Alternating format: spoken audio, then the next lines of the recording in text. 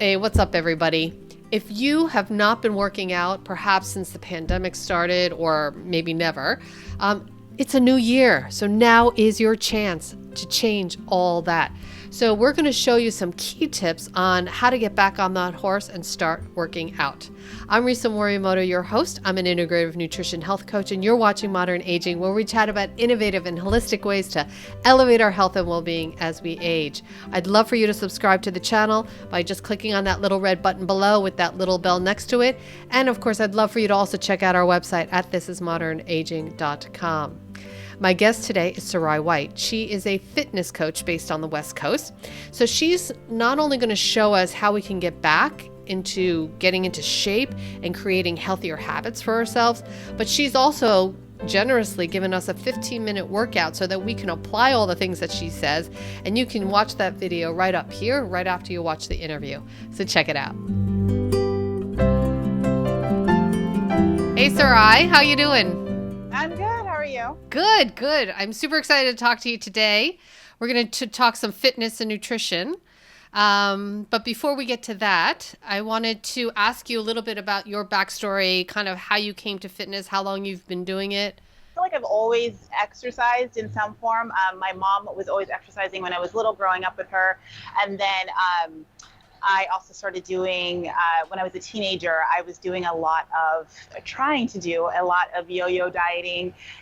And thankfully, I had parents who were very watchful and strongly discouraged me or forbid me from doing any kind of crazy dieting. So I was like, well, my only option to get skinny, because that's what I cared about at the time, was to exercise. And so I started exercising, but I really quickly, right away, for some reason, I gravitated toward weights.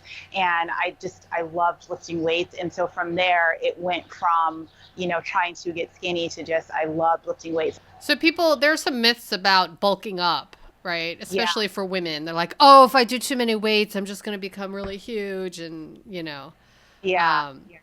Can you demystify some of that in terms of weights? And what is it about weightlifting that appealed to you? That myth, it's still sticking around. You would think that by now it would be gone, but it's still here. And the thing that I tell people who bring that up to me is the women that you see and the men that do look extremely muscular, they work so hard for that. And they wish it came as accidentally and as easily as everyone thinks that it does. And it's just, you're not going to just wake up the next day and be huge. It's, you start to develop muscle. It takes a long time and a lot of hard work.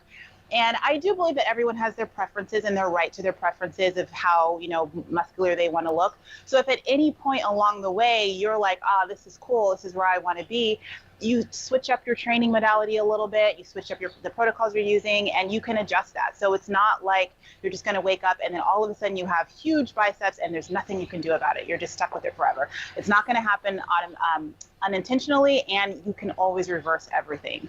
So, that is what I say about the myth of building muscle. And most women haven't even gotten anywhere close to being too bulky while they're worrying about it so much. Don't even worry about it yet.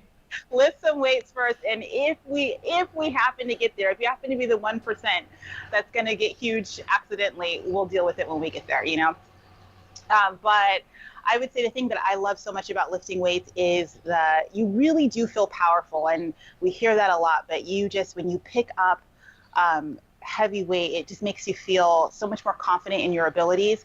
I love that it carries over into my everyday life where I feel confident and capable to do a lot of things for myself. I remember this one time I was buying a 100-pound punching bag at the store. And so here I am, I was, young female getting this thing, and the guys were like, oh, I'll carry it out for you. And this poor guy, he was just struggling so hard. And he was trying to be such a gentleman. And I was like, I could lift it. And so I just picked it up and put it in my truck myself. But That's I love so that awesome. I love that feeling of being capable.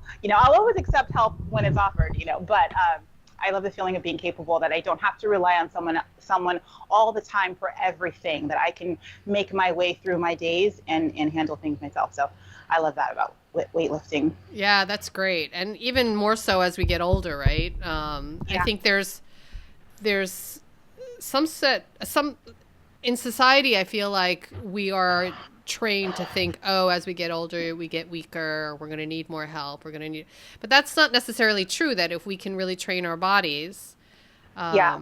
and do the strength training, that we are much more capable than we think that we are. Yeah. And, all of that, I think that I heard a quote and it's like, we can't help getting older, but we don't have to get old. Like, we're going to age, but we don't have to just sink into it and be like, well, now that I'm this old, that means I can't do this anymore. And since I'm getting older, I can no longer do that.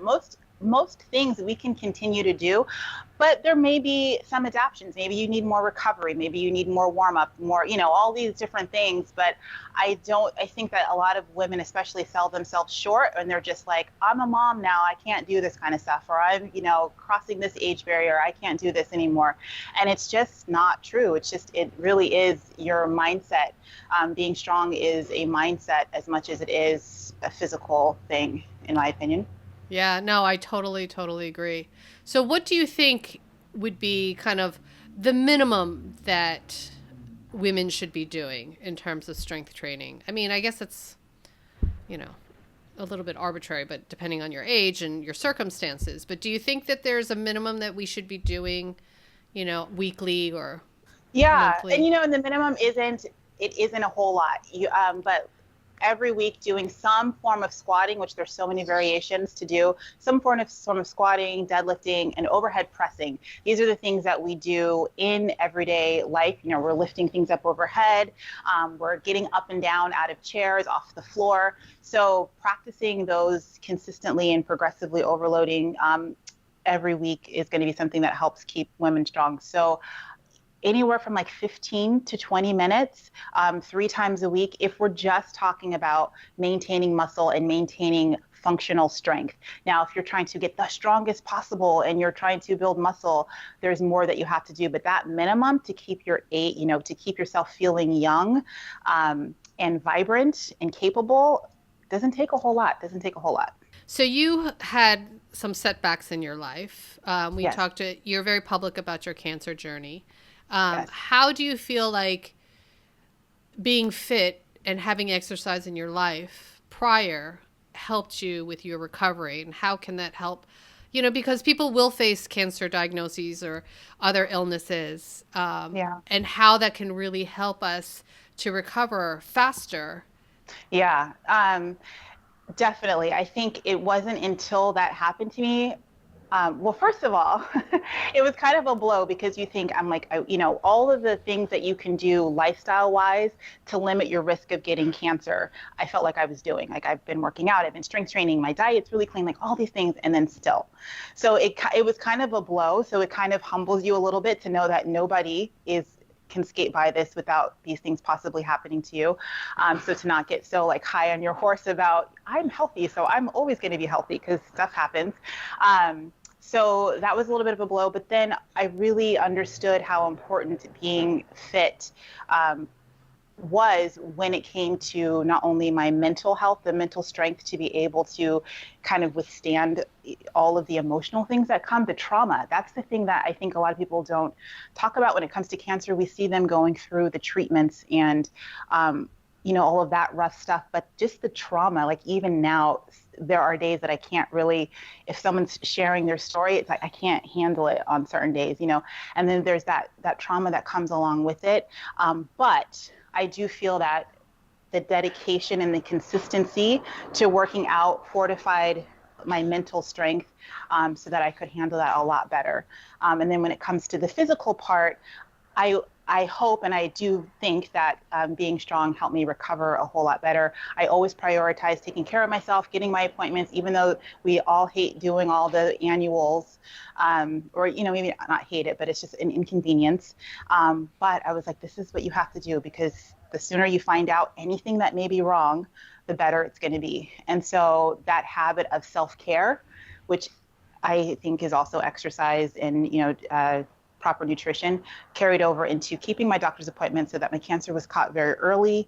And then I was able to, have the minimum amount of interruption and on my body and all of that. So were you working out, or how did your lifestyle change after you got your diagnosis? until you went into remission? I could not work out after surgery, so that was a longer process than anticipated. So I think I was off working out for about 3 months. And when I say I couldn't work out, I couldn't even power walk. There was nothing. I had to stay as still as possible until the healing process completed. So you go from someone who's working out 5 days a week and, jumping off of benches and lifting heavy dumbbells, heavy barbells and all of that, to like sit on the couch and don't do anything for 3 months. I wasn't the best at it, but I did. And so yeah, that was really rough. And then, as much as I wanted to get back into it, when every time I would go to the doctor, she's like, I know what you're going to ask me. You can't work out yet. Like every single time I was so ready to go. And then when I finally got the green light, I was like, eh. And that was a shock to me, that after all that time and wanting it so bad, that when I could do it, I was still kind of unmotivated. I just kind of, I don't know, maybe the emotional stress of all of it finally just like hit me, and I was just so blah about it. And so I had to really work through allowing myself grace, not only in what my body could do, but letting myself mentally kind of get back into that place of wanting to work out again. I think that the